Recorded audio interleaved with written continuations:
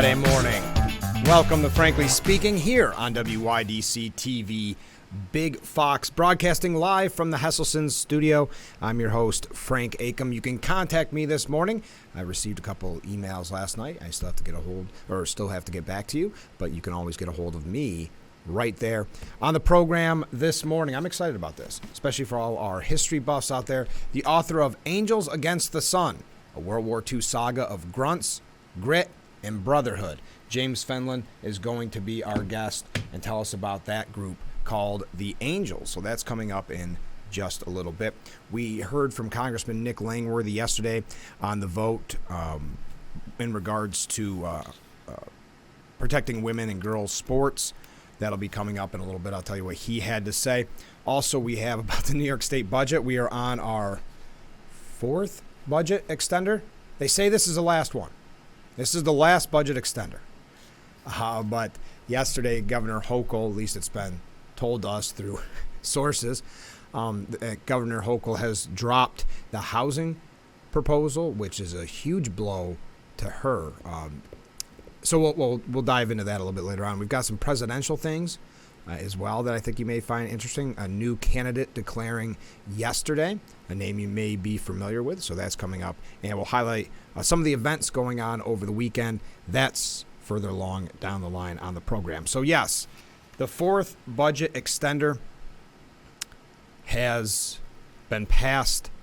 The housing proposal seems to be off the table at least. But it's interesting with Governor Hochul because a lot of times, I say a lot of times, but we've seen it in these negotiations where something could just pop back up or pop up for the first time really out of nowhere. But state lawmakers approved a fourth budget extender yesterday as negotiations between Governor Hochul and legislative leaders drag on, and a compromise on housing proposals appeared unlikely, which is kind of fascinating that was what was dropped because there was such a fight against bail reform. Is that still on the table? It looks it. But could that change at the drop of a hat? The $3 billion stopgap measure will keep government operations funded and state workers paid through the weekend, as the policy-packed state spending plan, already nearly 3 weeks late, is not expected to be finalized until next week, get this, at the earliest. So originally we had heard, there's no doubt, Thursday we're going to vote on the budget. It maybe wasn't said that forcefully, but it was pretty confidently.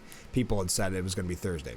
That quickly was found to be wrong, as we mentioned on the program yesterday. So maybe not next week either. But it says finalized until next week at the earliest. So far, negotiations have largely centered on contentious changes to the state's bail laws and Hochul's ambitious plan to address the Empire State's housing crisis by mandating local governments meet certain residential building targets. And we had talked about that. It was an interesting hill to fight on for Governor Hochul. Because, again, this is negotiation between Democrat and Democrat. So I'm surprised how contentious these negotiations have been. According to State Senator Tim Kennedy, I'm very optimistic. We're putting the budget together. We're negotiating. It's hundreds of billions of dollars at the end of the day. We're making sure it's the right budget for the people of New York. But they're seeing this as quite a blow against Hochul's priorities and policies. Republicans, meanwhile, criticize the process, and rightfully so. I mean, I think anybody, no matter what party, should criticize a secretive process, one that the public, you and I, the people that will be paying for this budget, we should have some, well, not only say in it, but we should at the very least, know what's going on in these negotiations. But it's all in secret. There is no transparency. That's why every time I bring up one of these stories, it's a source says as a rule, unless it's, a political statement like that. But a source close to the negotiations, it's always one of those that tells us, oh, that's what's in it. Senator Mark Walczak, a Republican from Watertown, said the last public budget hearing was almost 2 months ago, when leaders like Senate Majority Leader Andrea Stewart-Cousins says there's so much policy packed into this budget that should give everyone a lot of concern. We don't know what those policies are. We don't even know what they're negotiating. We're told it's housing. We're told it's bail reform. Now we know that the budget was supposed to pass was scheduled to be passed back on April 1st. But now we're looking at 3 weeks late and the fourth extension. We're going to talk a little bit more about this when we come back, New York State issues in general. Then we're going to get to some federal issues. So stay with us. This is Frankly Speaking here on WYDC TV. Big Fox will be right back.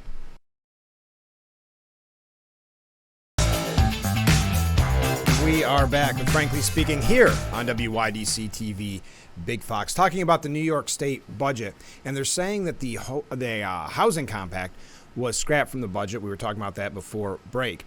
But according to Politico here, this is really a blow to Governor Hochul's signature statements, signature plans and policies. A wide-ranging suite of housing proposals, including key tenets of Governor Kathy Hochul's signature plan to boost production, is expected to be dropped from the state budget. Now, this is interesting. Because they want to break this stalemate over the late state budget. But again, the housing is what's going to break the stalemate, but the bail reform somehow is going to get through. Does that mean that the other side of the negotiating table realized how weak these changes were? Yes, they're a minor step in the right direction, but did they see it as, yeah, we can concede on that, that's not giving much away? Or has it been tweaked so much that it's even less impactful? The sides Thursday indicated they were shelving the governor's proposal to boost housing supply and a measure pushed by tenant groups to limit rent increases, saying they hope to revisit the issue later in the legislative session. And that's what many say should be the case anyway. Putting policy into the budget is not a great plan, but it's the avenue that Governor Hochul went down. Assembly Democrats were told in conference that Hochul's sweeping housing compact to build 800,000 new homes through production mandates and other measures was off the table. That included required growth targets that have proven especially controversial in the New York City suburbs. And that's on the political side of this. I think that's why it's been, why it isn't a stalemate, because it's kind of a not in my backyard mindset where these assemblymen and senators do not want to have to go back to their constituents and say, oh, all this housing is coming to our area. That's the only reason I can see why they're so strong on this and not bail reform. Lawmakers, particularly in the Assembly, have increasingly balked at having the complex issue in the budget and had wanted proposals tied to new tenants' protections, some of which appear to still be under discussion, including several of Mayor Eric Adams' priorities. According to Assemblymember Harry Bronson out of Rochester, Democrat out of Rochester, trying to cram this into the budget is problematic. And that is something that you see almost on both sides, not all the time, both sides, Republican and Democrat, that this much policy in a budget is not wise. But I'll continue with what he had to say. Again, Harry Bronson. And as we have seen, it has caused delay in getting the financial piece done, which is what the budget is all about. Good point. It is unfortunate that we couldn't reach an agreement, and I think part of that was because it was put in the budget.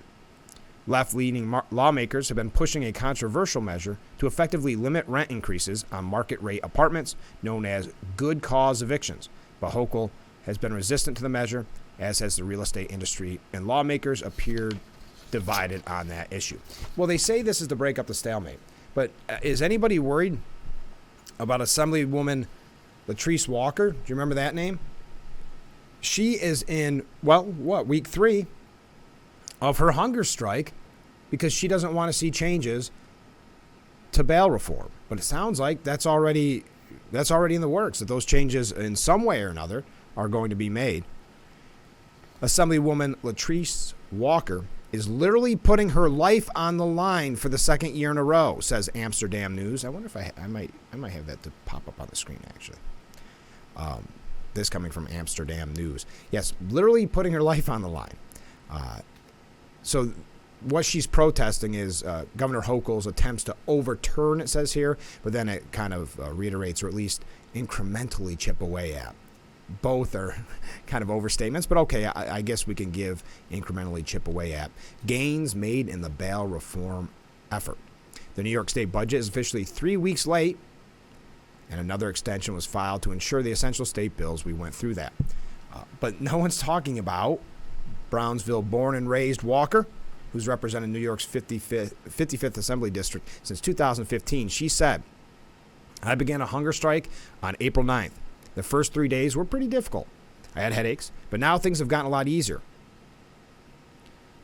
She said she looks at it as an opportunity to fast for justice. Although Walker held a hunger strike this time last year, she said a lot of people may ask, why am I doing something so drastic? But I have no problem this year, nor last year when it lasted 19 days. Putting my body and my well-being on the line for something that I believe in, for something that is just in support of no rollbacks and bail reform, which are clearly working. The bail reform clearly working. Interesting. Well, what do you think about that? Is the bail reform as it is right now, something we talk so frequently about here on the program, is bail reform working? Now, I know we've heard from the sheriffs. I know we've heard from a lot of concerned citizens that say absolutely not. And the polling shows that people feel less safe. Of course, you've got politicians that manipulate numbers, which they'll always do, trying to suggest, never mind what you're seeing with your eyes or you're feeling the effect of, you or your family or friends, never mind that. Everything's hunky-dory. But bail reform clearly not working. We need major changes, but it looks as if we can barely get any changes, even minute changes. All right, we need to take another short break, but make sure to stay with us because coming up in just a little bit, the author of Angels Against the Sun, a World War II saga of grunts, grit, and brotherhood, James M. Fenelon. I don't even think you need to be a history buff, a history connoisseur to enjoy that book and enjoy our interview. So stay with us. We'll be right back with Frankly Speaking here on WYDC TV, Big Fox.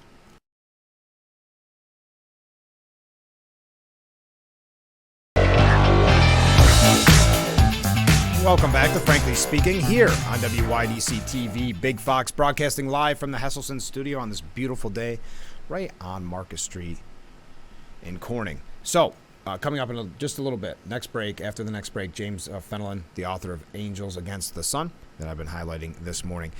One last thing about New York State in general, getting away from the budget, another extension, maybe voting on a budget next week. There was kind of... I think it was an interesting piece from the Daily News. Daily News tends to be more towards the left on issues. They said that they support legalizing and taxing marijuana. But the way New York's done it, it hasn't changed their actual feelings on it at the heart of it. But they are outraged at the botched rollout of adult use cannabis. They said it was long past time to allow tax and regulated marijuana sales. But yesterday, for those that weren't aware, April 20th is a big day for marijuana smokers. They consider it a holiday. So this is why they wrote this piece. They said, we hold that position remains, that they believe marijuana should be allowed but taxed and regulated. But New York State has royally botched the rollout of adult use cannabis. Catch-up efforts are too little, too late. And this is something that we have discussed time and time again with so many people on this program. I brought to you 2 or 3 days ago, Governor Hochul's planning that Why Buy Legal New York. It's a campaign to convince people to buy not from these pop-up sticker stores, but from the regulated New York State dispensaries. What the Daily News is, I guess, contention is, or what their issue, they're saying that the actual legitimate places just cannot compete. Their rule-breaking cousins, as they call it, the sticker stores, systematically undercut their prices, in part because their cannabis is from outside New York, in part because they don't charge the required, this is important, they don't charge the required 13% sales tax. And that's what we, not joked, but just went to show how bad Albany can screw things up, that these places aren't paying the sales tax like any other business in your area, in my area, in the surrounding areas. The illegals often have splashy, colorful signs and sell pot alongside candy and soda, luring in young people. That's another problematic part of all of this. And while the legals must obey strict rules, they must be at least 500 feet from schools, 200 feet from houses of worship, and 1,000 feet from one another. The illegals go where they please, and you may have seen that in your own area. I'd love to hear from you if you have popping up in really any, I'm not saying abandoned building, but in old storefronts all over. And in the city, I guess it's a rampant as well. This, of course, from the Daily News, so they're focused more on the city. But they finish up by saying a month ago, Hochul proposed legislation for tougher enforcement. And we were encouraged when we heard that. And there were some serious fines, some serious enforcement there. That has seemed, as far as we could tell, to have gone nowhere. It seems appropriate the government has answered the problem of a runaway illegal market with all the urgency and focus of a stoner. That's from the Daily News, and that's a very good point. They haven't really done anything, and I know when it comes to local enforcement, hands are tied. It's really a code enforcement issue. But it's only going to get worse before it gets better, because how does one of these legal places, which will have to charge the sales tax, which with the regulations and the costs from New York State will have to charge so much more than what they're calling kind of the gray market, these quasi-legal, but really essentially illegal stores that are popping up everywhere. I just found that to be interesting, especially coming from the Daily News, making it clear, though, the Daily News making it clear that they still support taxed and regulated marijuana, but just not the way that New York has done it, which is no surprise. New York, not the best when it comes to thinking things through. All right, we need to take another short break, and exactly the second we come back, we'll be talking with James Fenelon, the author of Angels Against the Sun, a World War II saga of grunts, grit, and brotherhood. So please stay with us. We'll be right back with Frankly Speaking.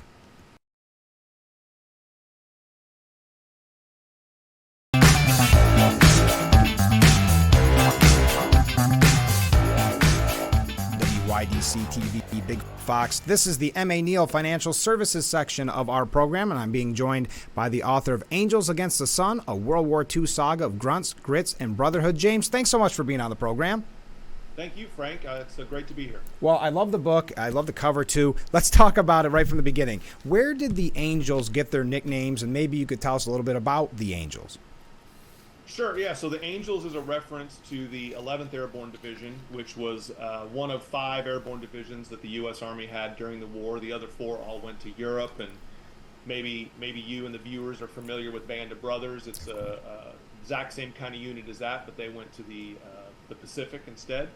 And the nickname is really kind of a sarcastic reference to their rowdy behavior. So, the average age of the division when it formed was 19 years old. So you can imagine you've got, large groups of 19-year-olds away from home for the first time. And on the weekends, they're very keen to shrug off the shackles of authority, if you will. And so they're looking for interesting ways to escape boredom and to expend all that youthful energy. And so, like, one example was a guy actually stole his commander's polo horse as an attempt to escape from base on horseback. That was unsuccessful. Another group of guys, when they were out in the field, actually wanted to supplement their army rations with ham and bacon, and so they snuck into a farmer's field and killed several of his pigs. So the army had to reimburse him for financially for that loss. And so, and another group went out and got their ears pierced over the weekend. So 30 some odd guys came back to base with their ears pierced, and only took them out once they all started getting infected because they didn't have peroxide available. So it was on Monday mornings when one of the senior officers would sarcastically ask, how many of our Angels are still in jail this weekend? That's so funny. And so that kind of, or this morning rather, so that's kind of where the nickname came from. It was something he asked every Monday morning, and it kind of stuck. And then pretty soon, the division commander himself was referencing his men as my Angels. Well, I'm dying to know, did they at least get to have their bacon, or was it? Yes, they did. Okay. They did, yes. Okay, so they don't care about the government paying for it after they got their bacon, right? That's right. People may be surprised to learn about the Angels that they were actually the first American boots on the ground. Why do you think in Japan? Excuse me. Why do you think they're so overlooked in history's role? Yeah, I think it's an interesting thing, and so to answer that, I'm going to step back and kind of look at the war, World War II, more widely. And I think when we think of World War II, naturally the popular imagination shifts to Europe. And I think that that's through, a lot of media Sure. has covered Europe more, movies and, miniseries and things like that, because there's more appeal there, frankly, right? When by that I mean you've got weekend passes in London, you've got the liberation of Paris, you've got the beautiful French countryside. When we shift that focus over to the Pacific, you have a very brutal island hopping campaign. It's not easy to get to, so even if you want to visit some of those battlefields, you have to work for it. They're very small islands. The war against the Japanese soldier was a battle of attrition, and then when we think about the Pacific, we also then tend to gravitate towards the well-earned reputation of the Marine Corps. Sure. But the Army actually had 21 divisions fighting in the Pacific theater, so they actually bore the brunt of the fighting. And then I think the 11th was one of those 21 divisions, and so it's kind of easy to overlook them in the vast scale of what was going on in the Pacific. And that's one of the reasons why I wrote Angels Against the Sun, was to kind of shift that focus and shine a spotlight Sure. on these guys. Now, MacArthur originally had concerns about this group. What made them ultimately so valuable in battle? Yeah, it was two sides of the same coin, I think. So MacArthur's initial concern was in relation to the division size. So as an airborne division, they were smaller than a regular infantry division. So the Angels were about 8,500 men, as opposed to a regular infantry division of around 14 to 15,000 men. So right off the bat, MacArthur was concerned about sending a unit that small into combat. Would they be able to sustain themselves? Would they be able to muster the same amount of firepower, things like that? But where MacArthur saw that downside, he ultimately had to commit them into combat because of the growing American casualties. Right. But once the 11th got into combat in the Philippines, that's where their size actually became a benefit, and they started fighting as light infantry. They were moving up into the Central Mountain Range on trails that were very narrow. They not big enough for jeeps or anything like that, only foot traffic. And so that's where you saw their comfort with squad and platoon size operations came into their benefit. And what was their daily life like, their routine at that point in their career, if you will? Yeah, I think this is another part of the unromantic view of the Pacific. So when they were on Leyte, their first 30 some odd days were spent in the rain. So they were just wet all the time. Their uniforms were rotting off. Their boots weren't really designed for use in that environment, so their boots started coming apart. So you're digging a foxhole. The bottom 4 inches of your foxhole are just mud, and so then you're dealing with the heat and the humidity and the insects and the disease, and then of course on top of that you've got the Japanese as well. Sure. So it was a pretty unrelenting environment, and the day-to-day component of it was a struggle in and of itself before you even get into being shot at. And you have those struggles that they're forming together, really, this brotherhood, as you put in the title of the book. You've got the nickname. So what was the group like after the war was over? Did they stay close? Yeah, great question, Frank. They did, as a matter of fact. They formed the 11th Airborne Association, which is still an active association to this day. It started off small in the late 40s, I think, with small reunions, and then as the word kind of spread and the membership grew, they've kept together, and there's still, the few remaining members of the 11th Airborne Division are still holding on to, sharing that brotherhood. Wow, that's amazing. How much research goes into a project like this? It has to be a labor of love, I would assume.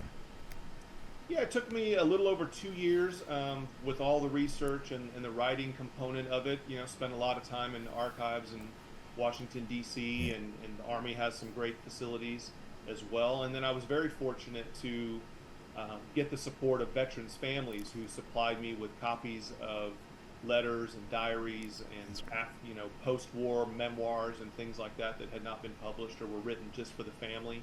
And those really allowed me to breathe life into the official documentation by taking those perspectives and really using them to elevate the scenes.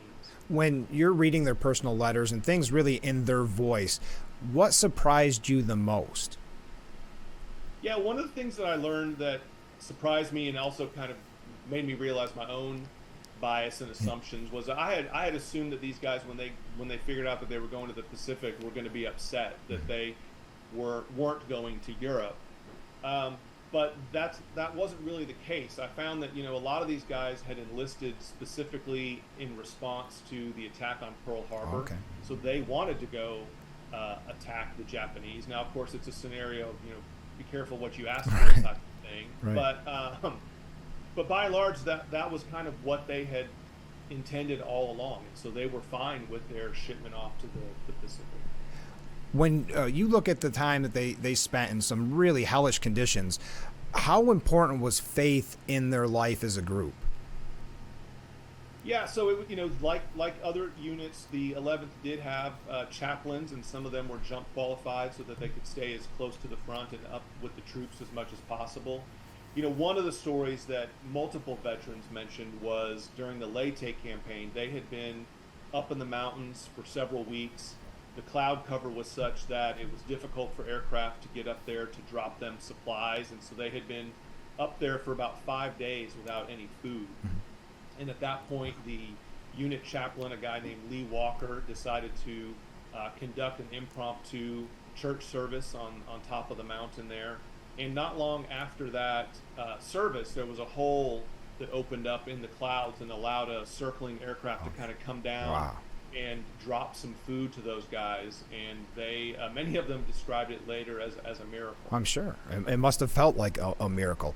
When you talked with some of these people's families, these veterans' families, or maybe with the veterans themselves, what were their reactions after the war? How do they, basically deal with life in the two different conditions? Oh, yeah. So now we have the benefit of having a better understanding of post-traumatic stress and traumatic brain injuries and right. how that affects the mental condition of veterans, and we didn't have that benefit back then. Right.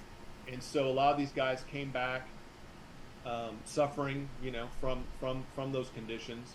Some of them regrettably turned to alcohol. Some of them committed suicide. Others just kind of kept their head down, compartmentalized it as best they could, and did the best they could to kind of reintegrate themselves into society. I think some of the guys who navigated a little bit better were those that stayed in Japan a little bit longer. Okay. During the occupation. They got to see kind of the revitalization of the Japanese culture and a shift away from some of the the militarization that was going on that instigated the war. And Sure. so they kind of had that bookend, or that closure, if you will, to kind of see why they had fought through the war and the positive outcomes that were coming out of that. And it must have been a help, like you said, that they formed the group after the fact, where they got together or still had that brotherhood. That must have been because who else could relate except for really the angels, right? A fellow angel at that point. Yeah, that's right. That's right. And I think that's where I think that's probably why those became more and more popular, and it grew in membership size, because it did even at an unconscious level give them an opportunity to talk and share Sure. those experiences, which of course is critical to excising those ghosts. Right? Absolutely. Before we go, just a couple last questions. What lessons can we learn from the angels? Again, the books Angels Against the Sun, a World War II saga of grunts, grit, and brotherhood. I've been showing the copy all morning. We've got it right there. What lessons can be learned from their story about today's current situation? Yeah, I think that's one of the things that I love about history. There's always, opportunities to get context as to either why events have unfolded the way Right. they did, or some signals as to, similarities about things that are going on now. And then there's also, tons of personal opportunities to learn things from those that have come before us. And I think one of the things that I learned while writing the book was this idea that you can't control circumstances, you can't control what's happening to you, but you can control how you respond to it. And I think, I was writing the book during COVID, and so it was a very relevant lesson to me. Sure. There was a lot going on that I couldn't influence or control, and so it was a good reminder of trying to rise above your circumstances rather than let it define you. And COVID, I guess the silver lining is you had all that time for research. That's right. I had a lot of time to buckle down and write, that's for sure. Is it difficult to keep your passion on a topic for that long, or were you that drawn into the angels? I was pretty committed. I think Yeah. one of the things that I learned from my service was I love these guys. So Right. when I was in the service, you form those bonds, and so it was refreshing. And refreshing is the wrong word, but it was inspiring Sure. to learn more about these guys in World War II, and it really kept me charged throughout the process, and I viewed it as a privilege to get to tell their story. Well, yeah, it's also nice to get the word out on something that maybe not a lot of people know. Do you ever see a possibility of a movie being made about the Angels? Well, as an author and wanting to get the word out, I would welcome any opportunity for that. I'm biased, but I think it would make a fantastic chronicle. The Angels fought through jungle, through urban, fighting in Manila, conducted a fantastic rescue operation. So there's a lot there. Just before we go, where is the best place to buy Angels Against the Sun?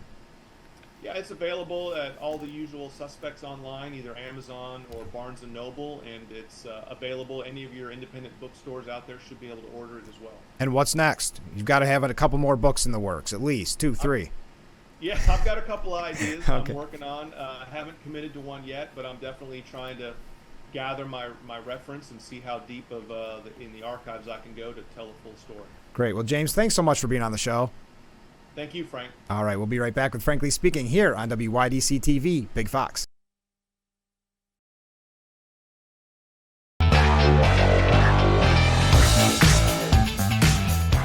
Welcome back to Frankly Speaking here on WYDC TV, Big Fox. Thanks again to our guest, James Fenelon, the author of Angels Against the Sun. Doesn't that sound like a fascinating book? And it does sound like it has potential for a movie, doesn't it?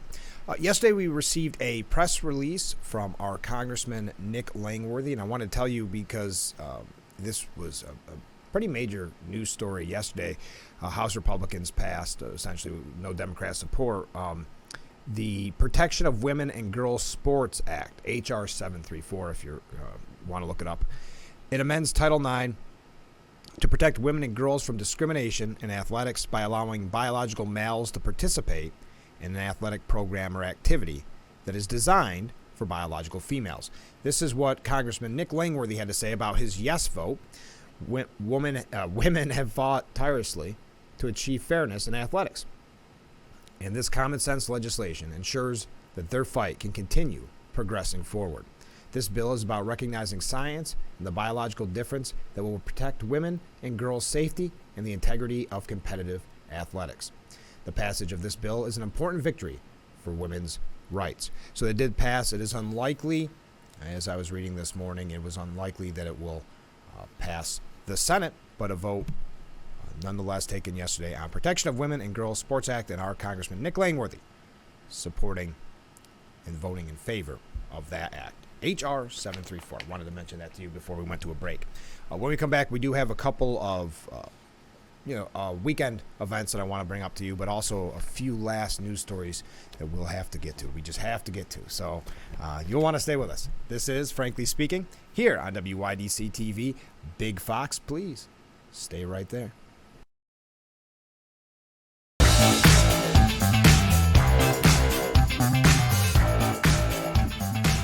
Welcome back to Frankly Speaking here on WYDC TV, Big Fox. Yesterday we brought to you this story about the potential whistleblower that wants to speak about preferential treatment for Hunter Biden. Well, this coming from the New York Post, they've got this apparently exclusively. Attorney General Merrick Garland is the unnamed official whose sworn testimony before Congress is being challenged in a bombshell letter from an IRS whistleblower's attorney that also alleges a cover-up in the Hunter Biden criminal investigation. Attorney Mark Little wrote Wednesday that the longtime IRS employee wants to provide information to congressional leaders to contradict sworn testimony to Congress by a senior political appointee. The New York Post has found that that political appointee is Garland. And then it details preferential treatment in the criminal probe of the first son. I just wanted to give you that update. I don't want to talk about that for too long. Now, the Post is saying, of course, of course, Biden officials are interfering in Hunter's case. Why else has Hunter skated for 5 years? And I think this is a very good point and one that didn't surprise us when we heard about this preferential treatment or this kind of interfering in the case. Let's say you lied on a required federal firearms form to conceal your use of illegal drugs so you could buy a .38 caliber handgun, okay? It's a hypothetical that the New York Post is putting forward. Then you irresponsibly lost that gun across the street from a school, no less. And then the government found video evidence of you waving the gun around while cavorting with a prostitute. If you had done all those things within a few days in 2018, do you think, all that was done in a few days, they're saying, do you suppose that by 5 years later, the government would have taken zero action against you? No arrest, no indictment, no prosecution? In fact, do you think that if you had done all those things, the only government action would be an apparent attempt by a federal law enforcement agency, let's say the Secret Service, to conceal what had happened? And that's what it boils down to. That's why more investigation needs to be done. I know that Majority Leader McCarthy has said that was a promise early on, that now that we have the majority, that these allegations will finally be investigated. I know we're moving fast. I'm trying to get through as many of these important breaking news stories as I can at the very end of the program here. So I do have to take one more break. Then we'll be back with Frankly Speaking here on WYDC TV. Big Fox, stay with us.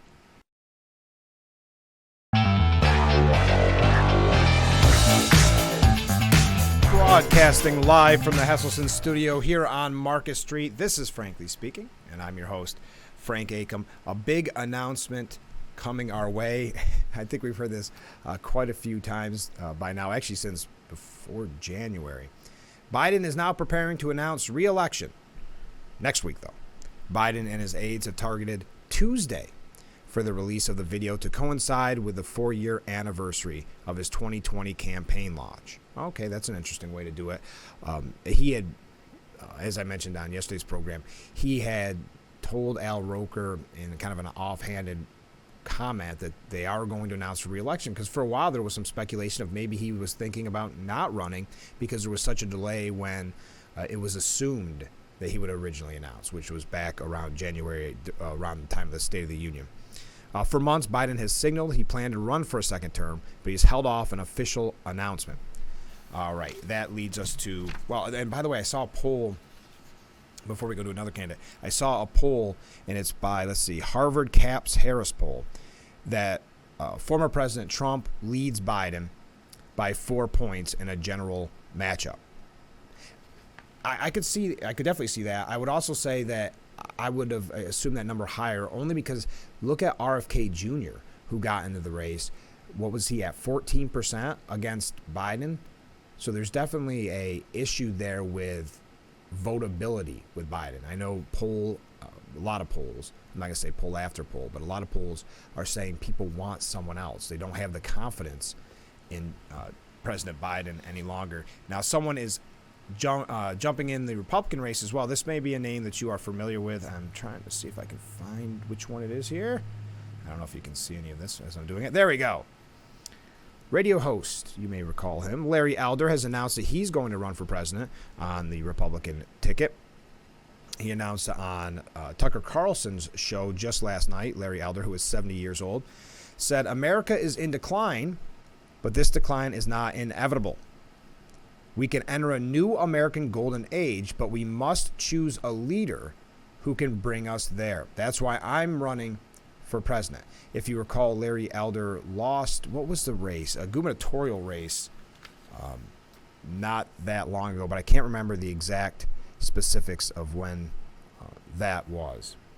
It's probably here somewhere in the article, but Tucker said, or he was on Tucker's show, and he said, "I'm announcing I'm running for presidency." He said, "I feel I have a moral, a religious, and a patriotic duty to give back to this country that's been so good to my family and to me, and that is why I'm doing it." So Larry Elder jumping in that race. His slogan, by the way, "We have a country to save."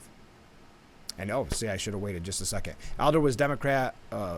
He was running as a Republican in the gubernatorial race, I believe. I don't know. But Larry Elder, he is in the fray. Tim Scott, not officially declaring, but he is setting up an exploratory committee, which normally means you're running. And, of course, Nikki Haley has declared. I think there's some other minor, you don't want to say fringe candidates, but I think there are some minor candidates out there that have also declared. Okay, I know I said that was our last break, the other break, but this is actually our last break. We've got to just take a short one, and then we'll be back with Frankly Speaking here on WYDC TV. Big Fox, stay with us.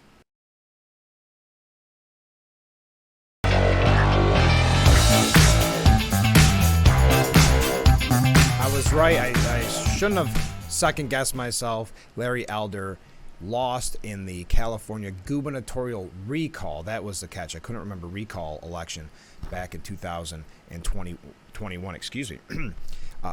We are just about completely out of time, and I have a couple announcements I want to make. But this, going back to a point we've made for about a month now, befriending world leaders, China, but they're hardening their stance on the U.S. It's just story after story, and Janet Yellen warns that we can't decouple from China. It would be disastrous. There you are. All right, folks, we are just about out of time, but I wanted to remind you, because we had so many great guests this week about some local events. First, don't forget, let's see if I got it there, drug prescription take back is tomorrow, 10 a.m. till 2 p.m. at the Public Safety Building, 7007 Rumsey Street Extension. Don't miss that. If you have any old prescriptions, take them in. They will dispose of them for you free of charge. And then Assemblyman Phil Palmisano luckily sparked my memory, because I had forgot about this. We talked with Tim Marshall the other day, and I wanted to highlight this. Recruit New York weekend. The Assemblyman saying this is an amazing chance for people to learn how to get involved and give back to their communities. I've always said our volunteers are the backbone of our rural communities. Volunteer emergency workers always have our backs, and we should have theirs. Whether you are interested in learning more about becoming a volunteer emergency worker or simply wanting to stop by and say thank you, I encourage everyone to attend. That, again, is Assemblyman Phil Palmisano. We heard from Tim Marshall, who said there's just such a lack of volunteerism. And we've been talking about that on the program in general, a lack of volunteerism. Excuse me, a little frog in my throat. And there's listen, when you make that call, if you need the fire department, emergency medical service, you don't want there to be any kind of hesitation. We need volunteers. So if this is up your alley, go visit your local fire department this weekend. You can find out more there at recruitny.org. And one other on a political note on this, but I think it's important to say, I should say. Assemblyman Palmisano highlighting, not only do our brave and dedicated volunteers protect our families and property, but they also protect our property tax dollars. If the services of our volunteers provided were paid services, if we had to pay for all the volunteers, it would cost property taxpayers across our state an extra $4.7 billion in property taxes. So again, if you can volunteer, and we learned from Tim Marshall that it doesn't mean that you're necessarily running into the fire. Maybe you don't want that job, but there are so many opportunities for other jobs that may just perfectly fit your skills, fit your talents. So that's coming up this weekend. We are out of time. Thank you, everyone, for joining us on Frankly Speaking this morning and this week. We have a lot of special guests next week. One that I can remember off the top of my head right away. Tuesday, we're going to be talking to kids and representatives from the Corning Painted Post School District about their upcoming production of The Little Mermaid. So that'll be fun. That's on Tuesday. We're going to have a busy lineup all week. But I got to go. Have a fun, safe weekend, and join us on Monday at 7 a.m. for Frankly Speaking here on WYDC TV. Big Fox. Have a great weekend.